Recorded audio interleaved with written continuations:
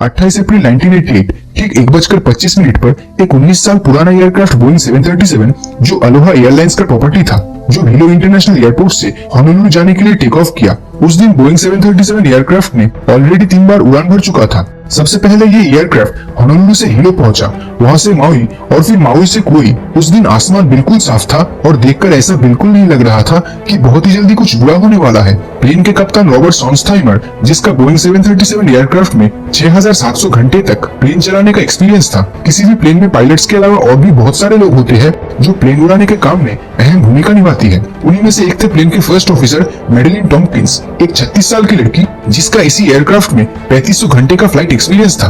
25 अप्रैल की सुबह Honolulu airport में उस फ्लाइट के फर्स्ट ऑफिसर उस प्लेन का जरूरी प्री फ्लाइट इंस्पेक्शन कर रहे थे और जांच पड़ताल करने के बाद प्लेन उड़ान भरने के लिए तैयार था। ठीक सुबह 11 बजे वो एयरक्राफ्ट होनोलुलु एयरपोर्ट से माउई के लिए रवाना हुआ और वहां से प्लेन हिलो की तरफ जाने वाला था। तो जब एयरक्राफ्ट अपनी मंजिल की ओर पहुंचा तब प्लेन्स पे मौजूद पायलट्स बाहर जाके प्लेन का इंस्पेक्ट करना जरूरी नहीं समझा।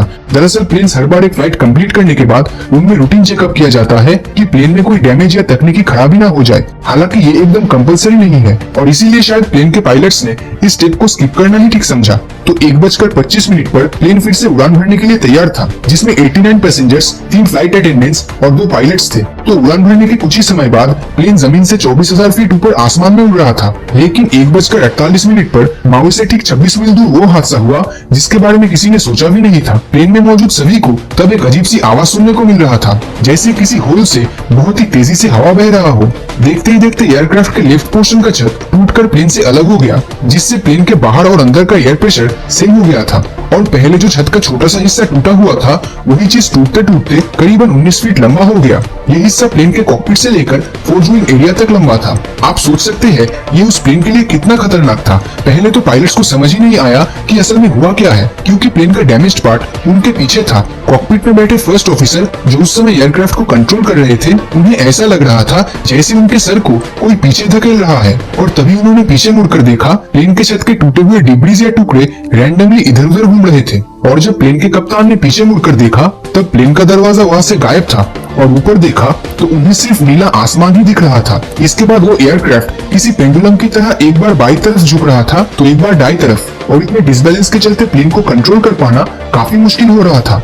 इसी समय प्लेन में मौजूद सभी ने अपना ऑक्सीजन मास्क पहन लिया और कप्तान ने प्लेन को कंट्रोल में लाने की पूरी कोशिश की और एयरक्राफ्ट में मौजूद स्पीड ब्रेकर का इस्तेमाल किया, जिससे प्लेन को कंट्रोल करने में आसानी हो। उस समय प्लेन के सबसे नजदीकी एयरपोर्ट माउई आइलैंड पे था। सबसे खुशकिस्मती की बात तो ये थी कि जब ये हादसा हुआ तब प्लेन में मौजूद सभी यात्री अपने सीट बेल्ट पहने हुए थे, नहीं तो हादसा होते ही प्लेन में मौजूद सभी लोग नीचे खुली आसमान में गिर जाते। प्लेन में प्रेजेंट 3 फ्लाइट अटेंडेंट्स में से एक फ्लाइट अटेंडेंट्स टूटे हुए दरवाजे के एकदम सामने ही खड़ी थी और हवा अंदर घुसते ही खड़े रहने के चलते प्लेन से नीचे गिर गई।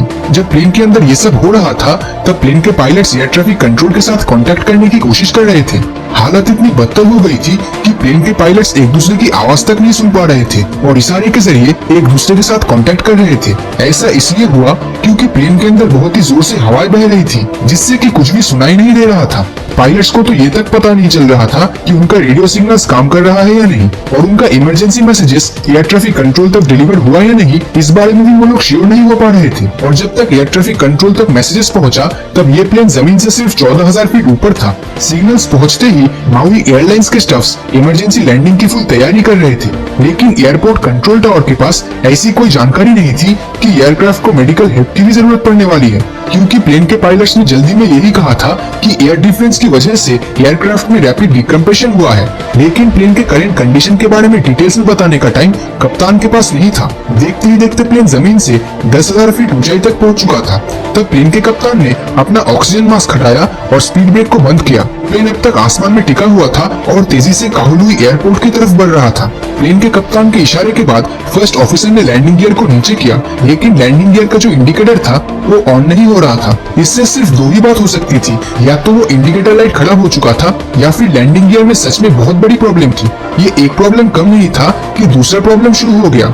रनवे के करीब आते ही प्लेन के लेफ्ट वाले इंजन ने काम करना बंद कर दिया। कप्तान ने लेफ्ट वाला इंजन दोबारा चालू करने की बहुत कोशिश की, लेकिन वो चालू नहीं हुआ। इतनी मुसीबतों के बावजूद 1:58 पर प्लेन ने एयरपोर्ट के रनवे को टच किया। इतनी मुसीबतों के बावजूद प्लेन को इस तरह से लैंडिंग करवा पाना सच में काफी खतरनाक काम था। प्लेन को रोकने के लिए प्लेन का दूसरा इंजन, जो तब भी काम कर रहा था, उसके ऑपोजिट डायरेक्शन के थ्रस्ट का सहारा लिया। प्लेन रोकते ही वहाँ मौजूद रेस्क्यू टीम मदद के लिए आ पहुंचा। प्लेन में मौजूद सभी यात्री जिंदा बचे थे, सिर्फ एक फ्लाइट अटेंडेंस को छोड़कर, जो एयरक्राफ्ट के दरवाजे के करीब थी। बाकी लोगों में से 65 लोग प्लेन के टूटे हुए डिब्बी से घायल हुए थे और उनमें से 8 लोग बहुत ही ज्यादा इंजर्ड थे, जो हॉस्पिटल में जरूरी ट्रीटमेंट देने के बाद ठीक हो गए। दूसरी तरफ प्लेन इतनी बुरी तरह डैमेज हो चुका था कि उसको ठीक करवा पाना बिल्कुल ही नामुमकिन था, इसलिए एयरक्राफ्ट को वहीं पे डिसमेंटल कर दिया गया। लेकिन इतनी बड़ी दुर्घटना के पीछे का कारण इस प्लेन के फ्लाइट साइकिल को बोला जा रहा था। मतलब बहुत ही शॉर्ट टाइम में प्लेन जरूरत से ज्यादा टेक ऑफ और लैंडिंग कर रहा था। ये जरूरत से ज्यादा टाइम होने के पीछे का कारण इतनी कम दूरी पे मौजूद इतने सारे आइलैंड्स पे लगातार लैंडिंग और टेक ऑफ को ही एक्सपेक्ट किया गया था, जो जरूरत से दोगुना ज्यादा था।